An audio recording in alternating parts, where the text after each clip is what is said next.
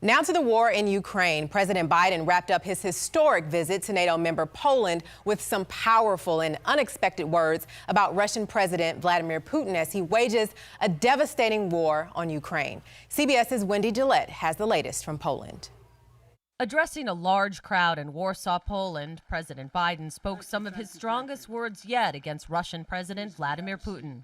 For God's sake, this man cannot remain in power. Shortly after the president ended his address, a White House official released this statement, clarifying the president's words. The president's point was that Putin cannot be allowed to exercise power over his neighbors or the region. He was not discussing Putin's power in Russia or regime change. Since the war on Ukraine began over a month ago, Mr. Biden has called Putin a war criminal as his forces bombard countless civilian sites. A dictator bent on rebuilding an empire will never erase a people's love for liberty.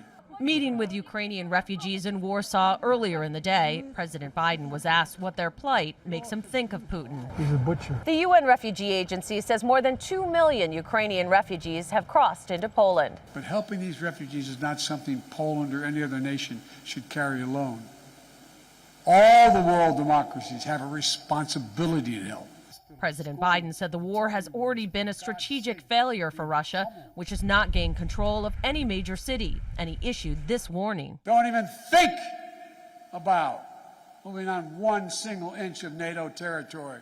Air raid sirens sounded Saturday in western Ukraine's largest city, Lviv. Explosions rang out and plumes of smoke rose above the city, which is just about 40 miles from the Polish border. In that address, President Biden also sent a message to the Russian people saying they, quote, are not our enemy. He said Vladimir Putin's aggression has cut them off from the rest of the world.